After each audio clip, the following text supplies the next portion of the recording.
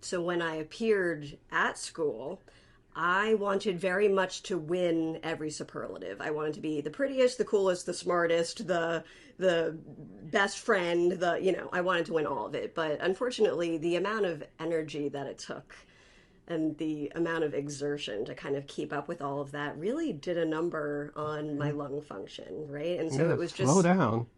it was just a vicious cycle. Yeah, it really became a pattern of, I'll run myself into the ground in an attempt to keep up with everyone else and their normalcy and essentially ignore my chronic illness. I mean, I was compliant, but like I didn't identify as someone with chronic illness. Fibrosis is it's a lung disease. It's chronic, it's genetic, and it affects your lungs and your digestive system due to an overwhelming amount of mucus.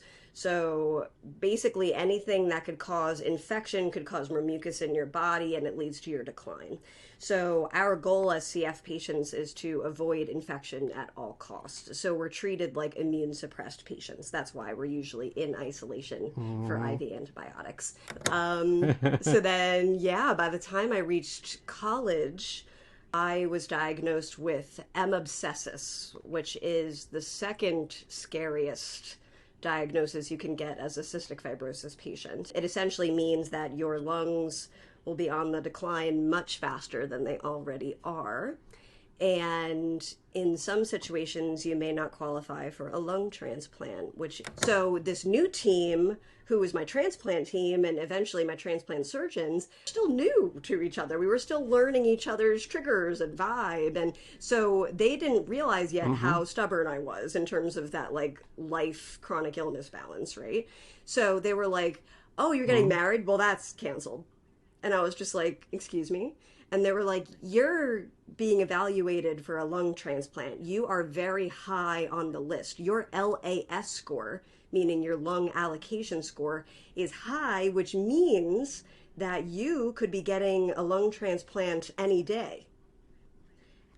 So they were like, you really want to have a wedding scheduled during this time frame? And I was like, yes. So literally the next day we got married. And just as you described in your beautiful description, I was all of 79 pounds. I was on 6 liters of oxygen, and even with that, I only had an 11% lung function. Could barely walk, but I had enough steroids in me to pretend I could walk. And I enjoyed the heck out of my wedding. That evening, I put on my high flow, which is essentially a non-invasive ventilator. I was rushed to the ER the following day because I pushed myself way too hard at my wedding, couldn't breathe. I remained in the ER. Of course, the wedding. Oh, yeah. Come on. Oh, yeah. So for the few days that followed, eventually a doctor came in and was like, yeah, there's nothing else we can do, so we're probably going to send you home. At that point, my mom and I both got a phone call that said, do you want lungs? And I was like, what? Like, I don't know why I never actually envisioned getting a call, but I kind of didn't. And I got it. And they were like, yeah, you have to make your way to the hospital now. Well, glad you picked it up, because a lot of people just don't pick up any phones at all. Yeah, it's so funny that you say that, actually, because some of the training you get when you're being evaluated for transplant is until you're transplanted, you're not allowed to screen any calls, because any call from any spam-looking number could be the call for lungs.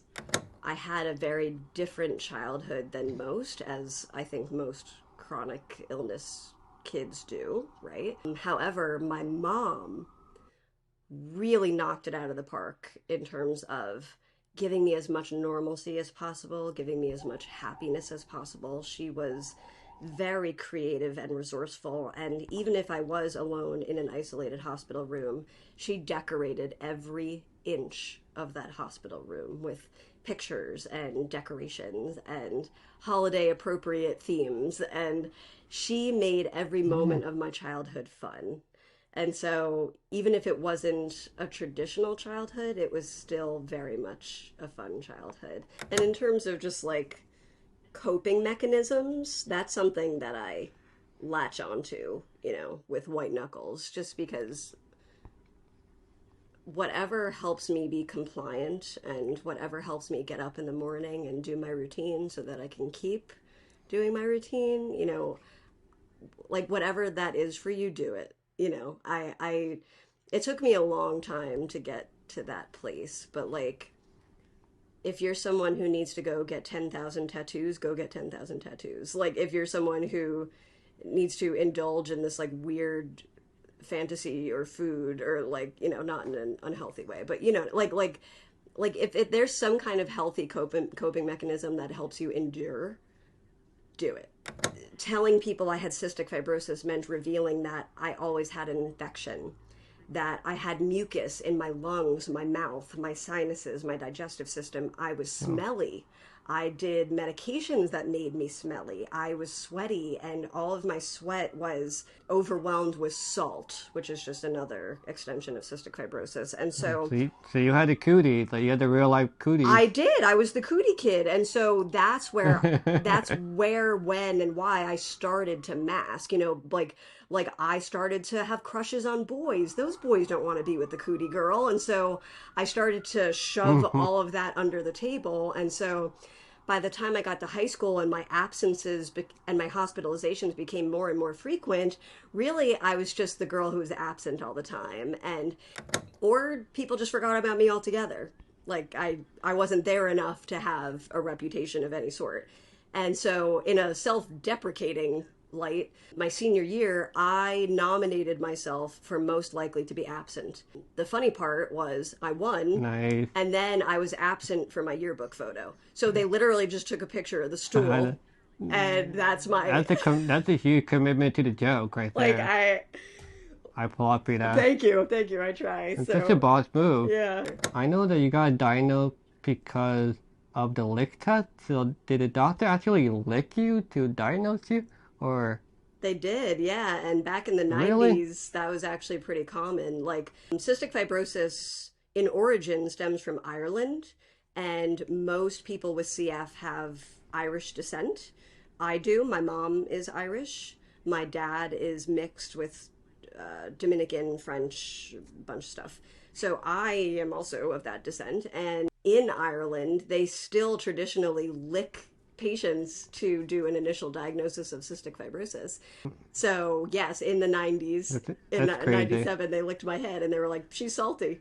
You have to send her for a sweat test. And then the sweat test was overwhelmingly positive. So, AKA when they licked my head, they told my mom that I can't get over it. I can't. I will never get over it.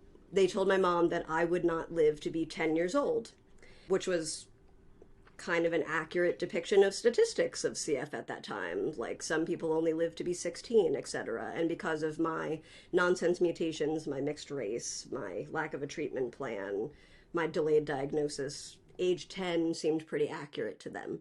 But each year, I proved them wrong. So I always, ironically and sarcastically, celebrate my annual 10th birthday.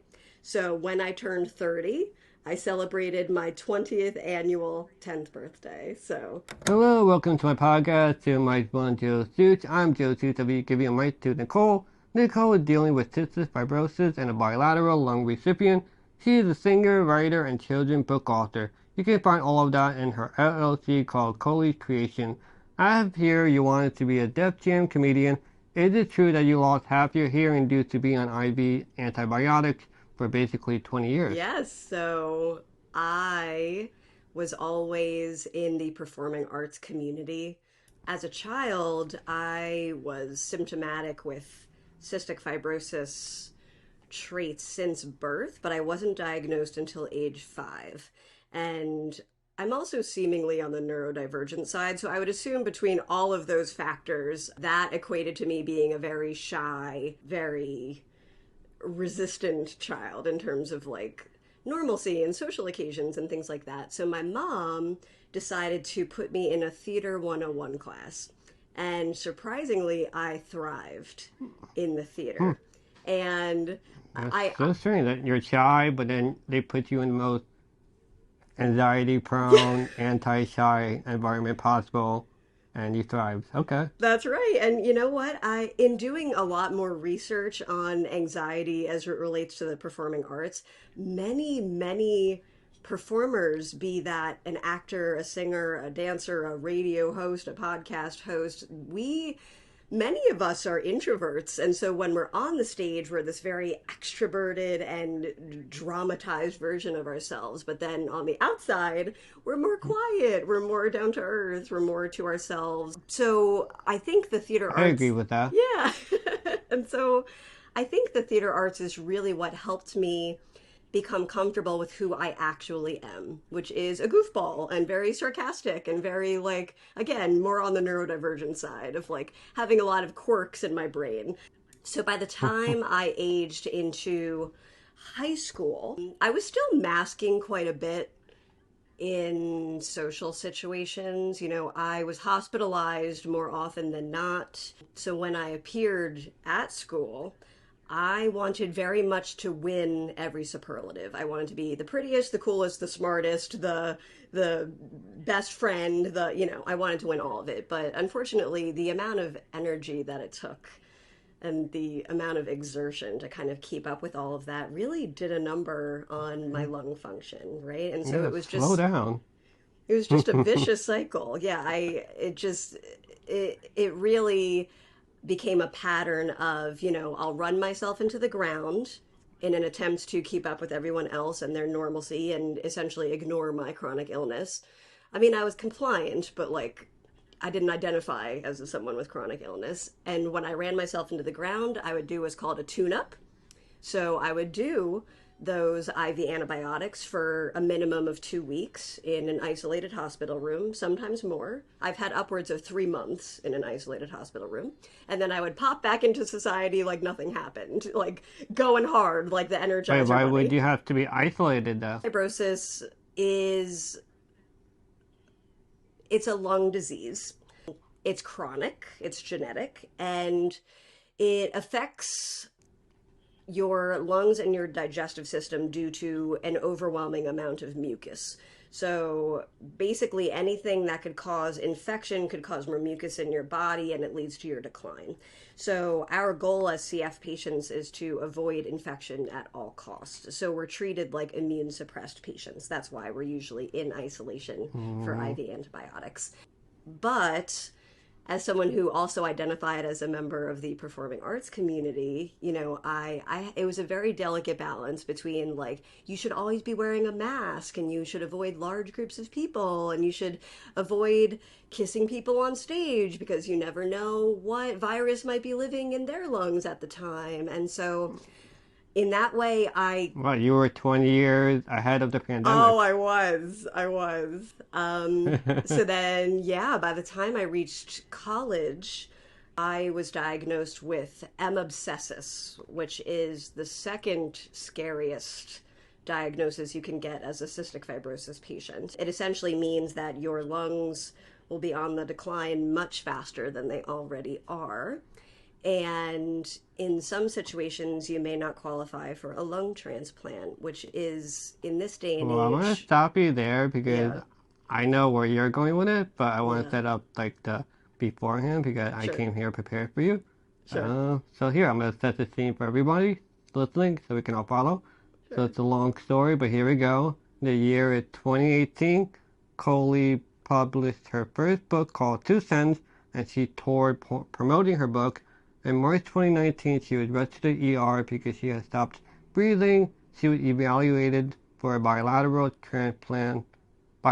lung transplant because her current lungs were complete antibiotic resistant and end-stage cystic fibrosis. At the time, you sent an email to Cystic Fibrosis Foundation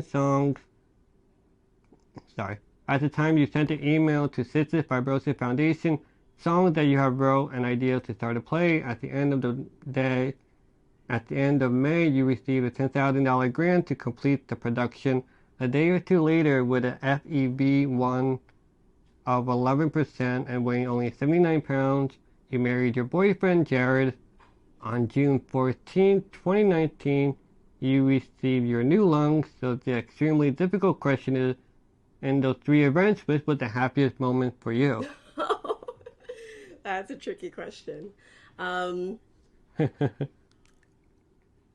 much as I am thankful for the beautiful wedding that I had and to be in attendance. Uh-oh. I'm going to crop this all out for him. the I'd say the life-saving surgery was probably the happiest moment for my family as a whole within that 2 week period, even though there was a lot going on in those 2 weeks. But Yeah, I'm like, yeah, geez, that's a lot at the same time. yeah. I couldn't imagine what was going through your head, like ups and downhills and all around. Yeah, well, in the weeks leading up to that, I was receiving several phone calls all at the same time. So one phone call would say, "Hey, what color napkins do you want for your wedding? Are you looking for more of like an eggshell or like an off-white?" And I'm not at all picky in that regard, so I was just like, "What?" Like I really had to learn like how I'm picky. dying, like I do want to get it done. Exactly. And the next call would be, just remind me, do you have a life-saving will? Or do you have a living will? And then the next call would be like, hey, so what song do you want when you're descending from the aisle after you're married? And so I really had to compartmentalize my brain in those moments. And the hardest part of all of that was that at that point, until I was actually transplanted, only a handful of people knew that I even had cystic fibrosis. For the most part, I kept it on the down low very successfully. So friends and family, let's say 20 people tops in the whole wide world, knew that I had advanced to end-stage cystic fibrosis. And at that point, they were on round-the-clock texting duty with me, or so they identified as, to kind of check in and see how I'm doing. And then I was having a huge argument. Are you alive? Okay, just checking. Exactly, exactly. Is the wedding still on? Are you dead? Okay, like those were the main two. And I'm like, I'm alive, wedding's Yeah. on, So, yeah, by the time we reached the wedding, I was having major arguments with my transplant team because my transplant team and I were still kind of strangers to each other. I was cared for by a team in New Jersey. So they're the ones who I called aunt and uncle. And like my communication and trust lived most with them. So this new team, who was my transplant team and eventually my transplant surgeons, still new to each other. We were still learning each other's triggers and vibe. And so they didn't realize yet how stubborn I was in terms of that like life chronic illness balance, right? So they were like, oh, you're getting married? Well, that's canceled. And I was just like, excuse me?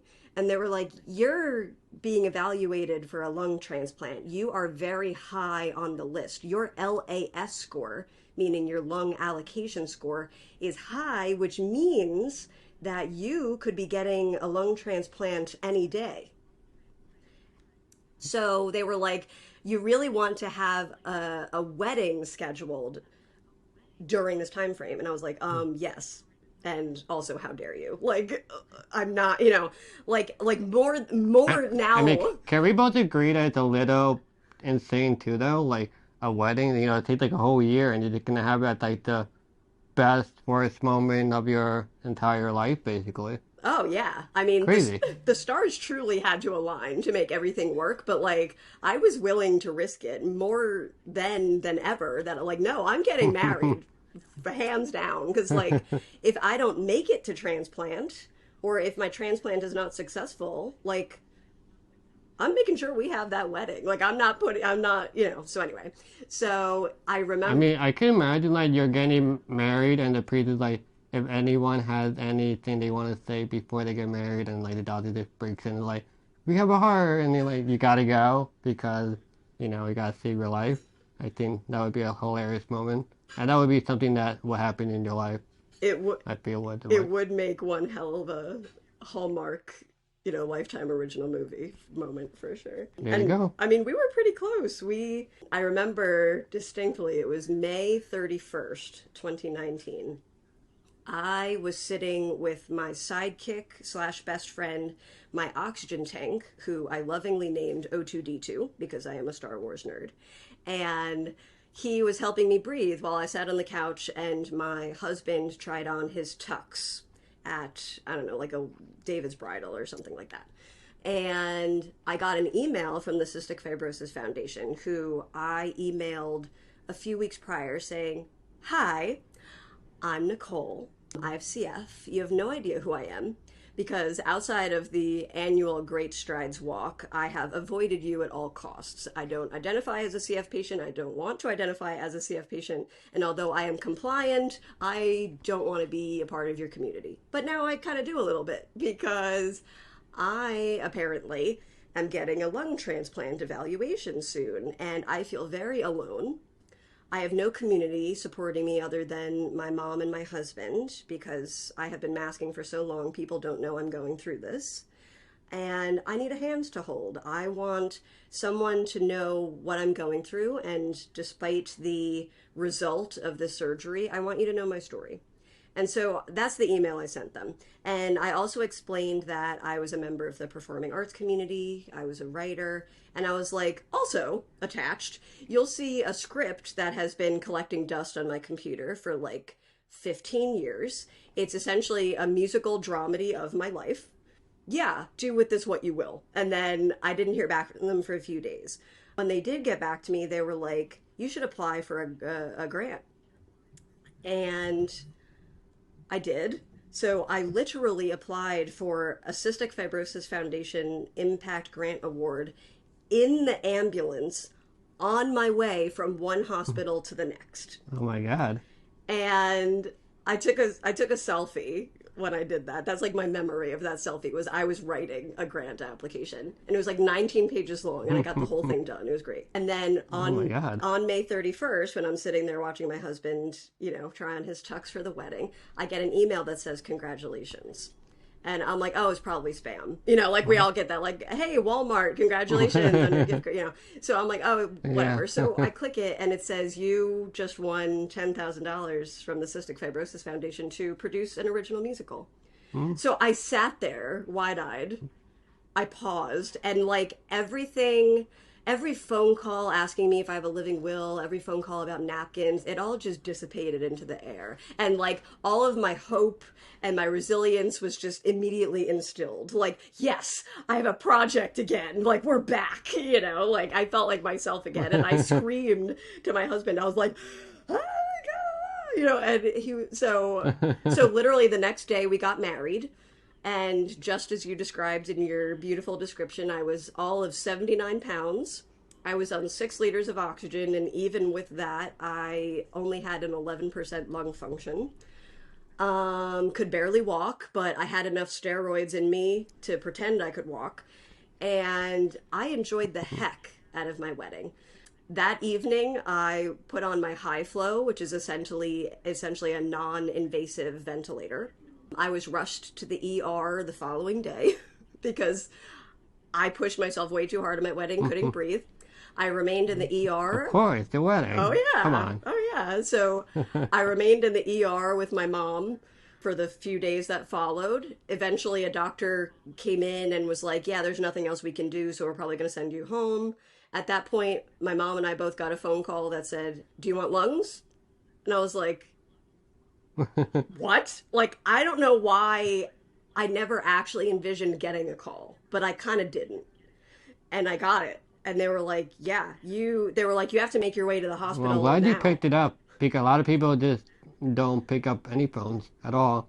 Yeah, it's so funny that you say that, actually, because some of the training you get when you're being evaluated for transplant is until you're transplanted, you're not allowed to screen any calls, because any call from any spam looking number could be the call for lungs.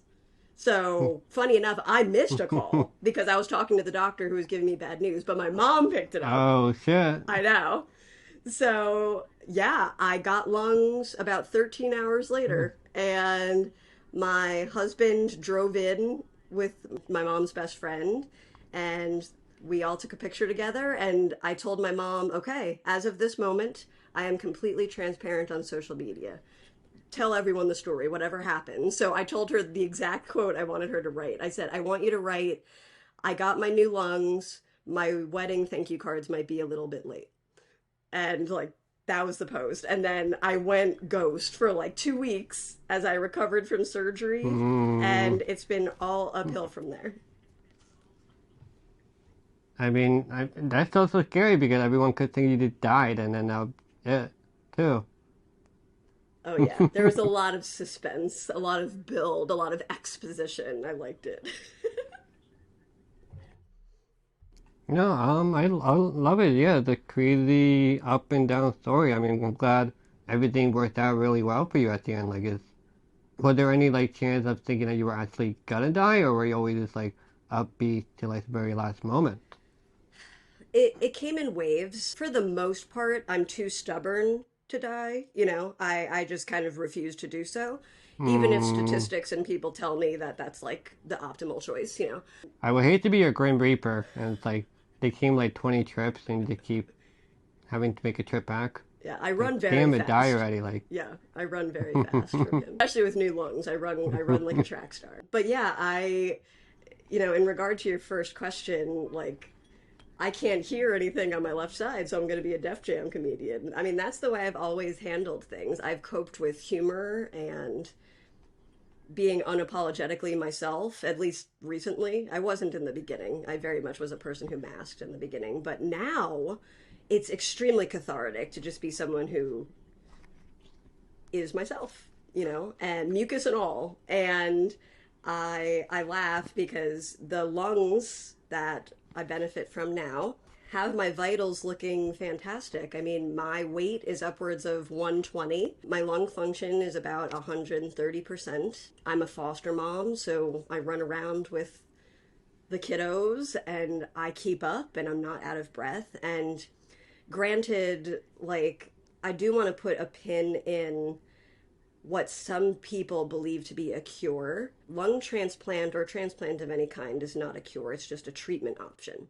And so I still hmm have symptoms related to my cystic fibrosis in my sinuses, in my digestive system, because those were not transplanted. So in that way, I still very much have the disease. And now I just have different complications. Like transplant patients take medication so that our lungs do not reject. Typically, if you have an infection, your body attacks that infection, right? So that they can get the infection out of your body. Well, because my lungs are not mine, my body hmm has to be tricked into thinking my lungs are mine. And to do that, we essentially suppress my immune system and turn them off entirely. So I have no defense. I am my own manual defense. That's where the mask comes in. That's where a lot of antivirals comes in. That's where avoiding big crowds comes in. And so, yeah, like you said earlier, I was 20 years ahead of the pandemic. And it was a very bittersweet Yeah, moment. way to gaslight your body. Yeah, for real. All the time. I gaslight it every day. No, yeah, it's crazy that, I mean, it's crazy the whole technology that you can just have a whole new, I don't know all the organs that you can transplant, but I think like heart, lungs, kidney, pancreas, I think maybe. Liver. Like, I think eye could be one. Yeah. Yeah, in Um, some I, in some areas they are transplanting hands, feet, legs. That's very new, but in terms of just internal organs, I'd say lungs and heart are the most complicated. Kidney's the most common. mm-hmm. Yeah, I know a lot of kidney transplant patients, but I've grown closest to my fellow bilateral lung transplant patients. Yeah, that's a huge deal. Like, I don't, big congrats for you pulling through and staying married now because now he had, okay, maybe he was thinking of like life to death, and it's like, oh, 2 days, okay, I can deal with her. I can deal with you for 2 more days, That's and now he has to deal with you for the next 50 years. that's So right. He's it's got like, to oh shit, here we That's go. right. He's got to put up with me forever. I told him, like, No, I'm just glad everything worked. I told him that Yeah, yeah. I'll be, full of bionic parts and all of my organs will be transplanted by like 2090, and then I'll just live on. Like, It'll be a whole different person that's then. right. That's right. So let's go to the next topic. Would you rather be, do you want to talk about your children's books or the musical that you wrote since you were 12 years old? Um, I'd say the two kind of go hand in hand. So, again, as a member of the performing arts community, I always found solace and community in the performing arts, and it was very cathartic for me to be on stage. And if I couldn't be on stage, I wanted to watch it or I wanted to write it. I wanted to be a part of the community in some way. And so when my health really started to decline, like high school, college time, I pretty much dropped out of the performing arts, not on purpose, but just due to the realities of life and my energy, etc. And at that point, I took the writing aspect more seriously. Like, if I can't perform it, I'll write it. And so I started to write an autobiographical play slash musical, right? And throughout time, I added to it. Like, I would replace scenes with more realistic scenes or more dramatic scenes as they happened to me in real life. And then I got more into lyrics and music, and I'm not necessarily the composer or the musician, but I am the book, the lyrics, the storyteller, the creator. And so I have since found many, many talented musicians who are either transplants or cystic fibrosis patients or both, who helped me write the music for the show. And that's where I put most of my energy, but I also needed some cash. Musicals do not provide that unless you're Lin-Manuel Miranda. And I also needed some merit in the writing community. So that's when I was like, you know what? How about I just write like something random, like a children's book? And so that's where 2 Cents came in. It was kind of my introduction to the theater world of like, okay, I have this cute story about a piggy bank who is so full of everyone giving him their 2 cents that he can no longer piggy bank, you know? And so he had to learn to let his plug out, release all the 2 cents and just do him so that he could piggy bank. And it became this like semi-successful children's book. And so I was like, wait, this is like a thing. And people are like, wait, you're a children's book author? And I'm like, I'm a musical theater writer. But yeah, I'm that too, you know? And then now I have published 5 children's books, working on my 6th. And every single book is kind of a reflection of like some small moral or life lesson that I've learned as a chronic illness patient. My most successful is probably my 2nd children's book, which is called My Pants. And it follows a neurodivergent toddler through several doctor's appointments. And it's just her being naive, full of puns, full of idioms. It's probably my favorite book and my most award-winning book. And then in terms of Fall Risk the Musical, I think the merit that those children's books gave me, I got a lot more followers, and the merit that my transplant and my transparency gave me a lot more followers. And now the musical is moving from script to stage, and I release details slowly on our social media at Fall Risk Musical.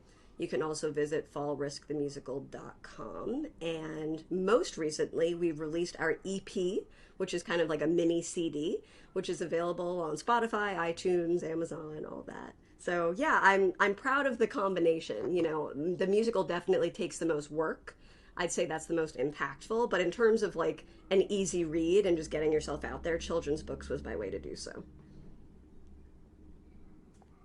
No, that's a pretty smart move, and that worked out super well for you to make money, because publishing a book is, for one, it's extremely expensive in itself. It's also really hard to do, and you managed to do that and do a musical. That's pretty hard. I guess you are on your path to becoming an EGOT, I think it's called. That's like an Emmy. That's the dream. An Emmy, Grammy, Oscar, Tony. Oh yeah, that's the dream. There you go. That's right. Yeah, I always tell my husband and my mom, like, I'll sleep when I'm dead. There's no time. You know, like I have too much to do. So. No, so let's kind of talk about your your, try to think of the word. My foster child or my foster dog. Sorry. Oh, no. So you always have like a kid element to you, and is it kind of a thing where that when you were growing up, you were so hospitalized all the time that you never really had a childhood, so you try to keep it alive till your adulthood now with like the kid children books And like the musical, like is it kind of a I can't think of the word right now, but like maybe like a trauma time so that you go back to your childhood because it kind of keeps you like okay and you want to keep it going. Like is that part of it, or just more of a part of your personality that you just happen to like kid stuff? I'm sure it's a combination. I mean, there's definite validity to what you just said in terms of like, I had a very different childhood than most, as I think most chronic illness kids do, right? However, my mom really knocked it out of the park in terms of giving me as much normalcy as possible, giving me as much happiness as possible. She was very creative and resourceful, and even if I was alone in an isolated hospital room, she decorated every inch of that hospital room with pictures and decorations and holiday appropriate themes, and she made every moment of my childhood fun.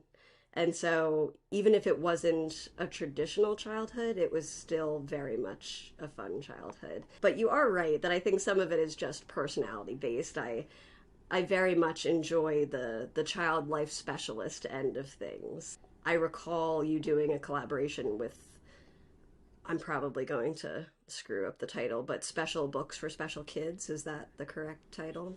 Mm-hmm. So something along those Yeah. lines where you kind of continuously cater to the pediatric community, and I've always enjoyed those things. It's the reason that I became certified in child life. It's the reason I wanted to become a mom, currently a foster mom. You know, I think any aspect where I can keep the childhood alive within me and within others is definitely a goal. That's where I'm the happiest, you know. Going to a carnival and riding the teacups, like that's definitely where my heart lies for sure.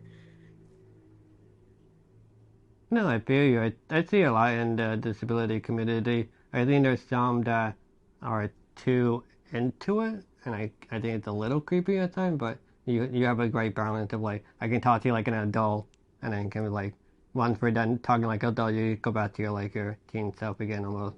Like you have a separation, but I see some, they really like dive into like they get so traumatized from their childhood that they keep, they'll have like their blanket and such, and like I as much as I want like make fun of them and like think it's creepy, but like I also have to understand that there is a reason why they do behave like that, and like like it's like I know I do if they told me their story, like I wouldn't understand it, but still it's, I don't know, it's like a little, I, I'm in between, but I do understand that it makes you feel good, and like I can't like not I can't hate you for not wanting to feel good. Like, come on, Exactly. let's. Yeah, But yeah, and in terms of just like coping mechanisms, that's something that I latch onto, you know, with white knuckles, just because whatever helps me be compliant and whatever helps me get up in the morning and do my routine so that I can keep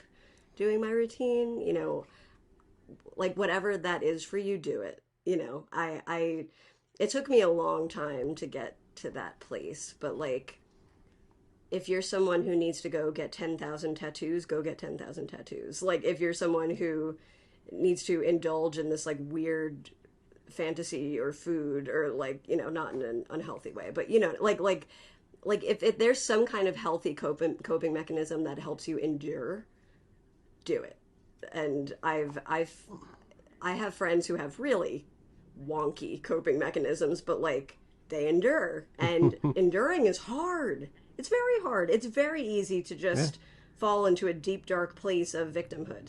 I think anyone can do yeah. that, chronic illness or Life is not. hard. Yeah, so like whatever you got to do it. Honestly. Hmm. Yeah, I feel you. Yeah, life is just extremely hard and such, and I don't know. It's like I'm just surprised, like hearing you that you never announced that you had cystic fibrosis to anyone, so you were basically on your hospital bed. Like I'm just surprised, like how do you explain you missing 2 weeks of school, or I think you say like sometimes you miss like 3 months. Like how do you really explain that without saying anything wild? Like you can't just say like, oh, my mom took me to Nebraska for like camp, Like, You gotta how did you did you like make up a lie about that, or you just like did everyone just forgot about it the second day and just moved on with your life? It was a combination of things.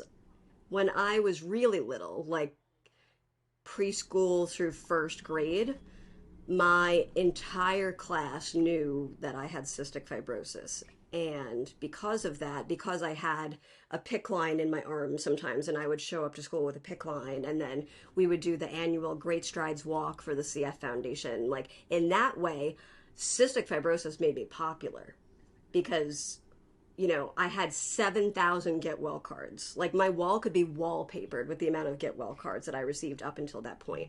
But once I reached, nice. yeah, I had a beautiful support system of friends and family and teachers and coaches, etc. But when I reached the age where kids got a little mean, let's call that second grade, cystic fibrosis was no longer a reason for popularity. It was more of a detriment, or at least that's how I identified as. And telling people I had cystic fibrosis meant revealing that I always had an infection, that I had mucus in my lungs, my mouth, my sinuses, my digestive system. I was smelly. I did medications that made me smelly. I was sweaty, and all of my sweat was overwhelmed with salt, which is just another extension of cystic fibrosis. And so you had a cootie, like you had the real life cooties. I did. I was the cootie kid. And so that's where, when, and why I started to mask, like I started to have crushes on boys. Those boys don't want to be with the cootie girl. And so I started to shove all of that under the table. And so by the time I got to high school and my absences and my hospitalizations became more and more frequent, really I was just the girl who was absent all the time. And there were inconsistent rumors. I had mono, like I was the girl who kissed everybody and got mono. Someone thought I had spina bifida. I'm not quite sure how that happened. Or people just forgot about me altogether. Like I wasn't there enough to have a reputation of any sort. And so in a self-deprecating light, my senior year, I nominated myself for most likely to be absent. The funny part was I won, nice. And then I was absent for my yearbook photo. So they literally just took a picture of the stool, and that's a huge commitment to the joke right there. I pull up for that. Thank you. I try. It's such a boss move. Yeah, I try. So that's my nomination, or that's my my I don't know, I'm blanking on the word right now, but like my tribute to high school is just like a picture of a bench. Such a legendary move. Thank you. Yeah, so I think by the time I reached college, I was so stubbornly on a mission to like not be absent and to like be somebody. Like my first day of school, my hair was lengthy. It was like down to my butt, and I dyed it bright pink and eventually blue. And I had a Ninja Turtle backpack, I had a crop top, I had a very short skirt. Like whatever made me not invisible is kind of where I lived for a little bit. So looking back, I completely understand just from a coping purpose why I did what I did, but transparency that I live in now is the happiest I've ever been. I mean, you're married, like you're set for life, like you're good. You got new lungs, right. You got a husband, you got some kids, that shares your interests, hopefully. I mean, that's what more do you like when you're talking to me right now? So like, this is peak moment right here. That's right. Peak moment. It's all downhill from here. This is my peak. So let's talk about your play. So I have here that you first called it Breathe, which makes sense. And then after you have Just for Claps, so I just feel like Breathe is obvious because you couldn't breathe a lot of your life. And then Just for Claps is I feel like you wanted to be the center of attention, which you just described, but it totally makes sense. But now it's called Fall Risk. So why is it called Fall Risk? Yeah, and excellent job doing research on all of this, by the way. Yeah. Very prepared. I appreciate it. Yeah, it started out with Breathe for, again, obvious reasons, but if you just Google cystic fibrosis and you look up any books, it's like mostly called Breathe. So that's why I was like, I probably need to change the name. Lame. Or it's called like Salty, or salty breath or whatever. So then I changed it to just for Well, claps. speaking, Yeah, well, let's back up a little bit. Speaking of salt, sure. I know that you got diagnosed because of the lick test. So did the doctor actually lick you to diagnose you, or They did, yeah. And back in the really? 90s, that was actually pretty common. Like, cystic fibrosis in origin stems from Ireland, and most people with CF have Irish descent. I do. My mom is Irish. My dad is mixed with Dominican, French, bunch of stuff. So I am also of that descent. And in Ireland, they still traditionally lick patients to do an initial diagnosis of cystic fibrosis. So, yes, in the 90s, in That's crazy. 97, they licked my head and they were like, she's salty. You have to send her for a sweat test. And then the sweat test was overwhelmingly positive. So now they have Oh expansive my tests like God. newborn screening and stuff like that. But yeah, that was old school. I got licked. Oh my God. Imagine like reading your medical textbook and you like spend $300,000, on education and like everything, and then it's like, to diagnose this baby that might have cystic fibrosis, please lick this baby. If it's salty, check mark cystic fibrosis. If it's not, then you might have like a lawsuit on your hands That's because right. that's creepy and crazy. It's yeah, I'd say a lot of the cystic fibrosis treatment is creepy and past a line, but perhaps that's why I am the way that I am. That's just kind of where I live normally, so in that creepy, uncomfortable area.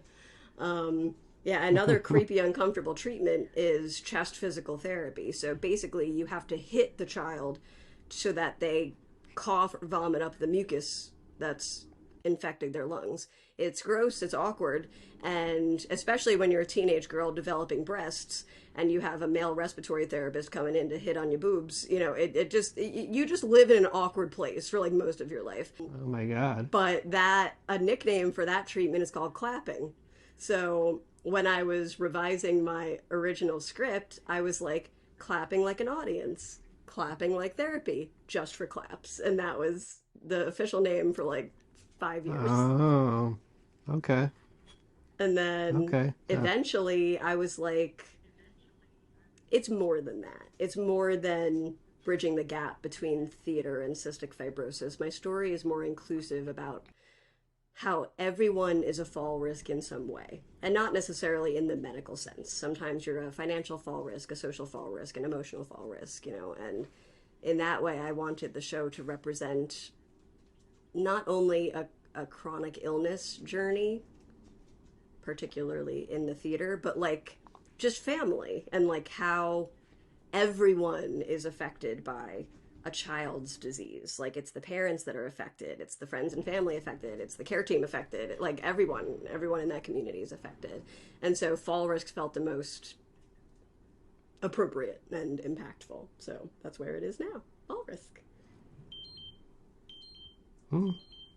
well, That's my blood sugar alarm. Here, you can see. Here, I'll scan it. I'll show you. uh, Boop.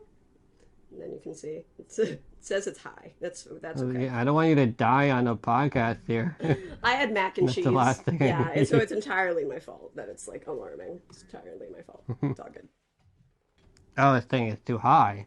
Yeah, it's too high. That's all right. Oh, so you gotta take more insulin, I guess?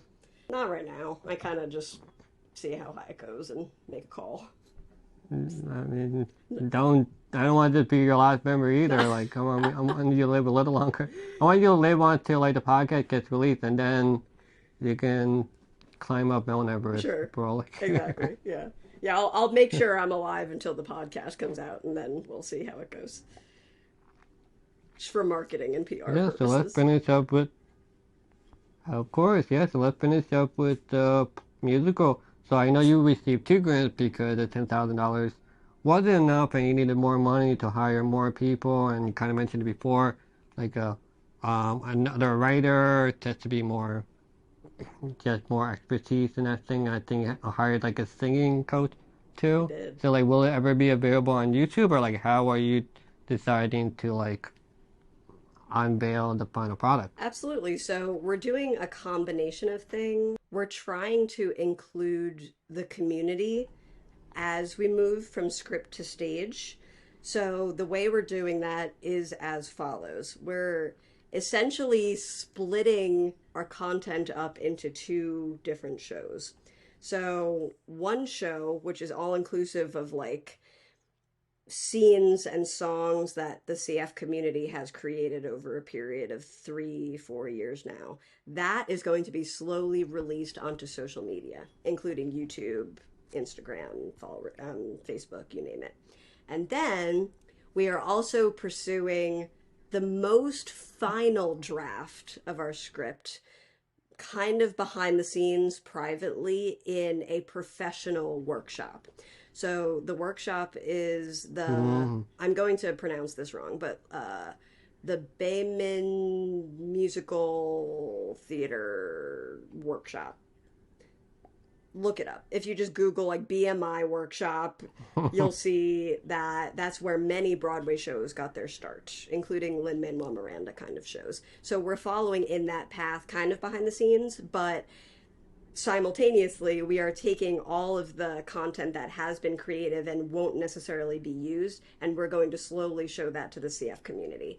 And when our professional production is ready to go public, then that will be a more traditional route of like, you know, we're finding a theater, we'll sell tickets, etc. But it'll be both happening at the same time. Well, I love it. I mean, best of luck to you and your crew. I'm excited to see what you guys come up with. Thank you. Yeah, we're aiming to make it as inclusive as possible in terms of like the story itself, the cast, and how accessible the show is for audience members. So if we can get something outside, very handicap accessible for those who are on infection prevention treatment plans, you know, we want this to be an audience of me's and you's enjoying the show and laughing hysterically at just the dark humor. Yeah, I know I said that would be the last question, but I do have another question for you. Sure. So I know you are about 30 years old right now, but you say you always celebrate your 10th birthday. I know why you celebrate your 10th birthday every year. So explain to everybody else, why do you celebrate your 10th birthday every year? Sure. So when I was diagnosed with CF at age 5, aka when they licked my head, they told my mom that... I can't get over it. I can't. I will never get over it. They told my mom that I would not live to be 10 years old, which was kind of an accurate depiction of statistics of CF at that time. Like, some people only live to be 16, etc. And because of my nonsense mutations, my mixed race, my lack of a treatment plan, my delayed diagnosis, age 10 seemed pretty accurate to them. But each year, I prove them wrong. So I always, ironically and sarcastically, celebrate my annual 10th birthday. So when I turned 30, I celebrated my 20th annual 10th birthday. So at some point, it was either last year or the year before, I welcomed 30 of my best friends who also have CF, who received the same expiration dates. And we all told social media what annual birthday we were on, and people were upwards of their 30th, 40th, 50th annual birthday. So I'm just glad that we are continuously proving all of the science wrong in terms of expiration dates. That's my goal forever and ever.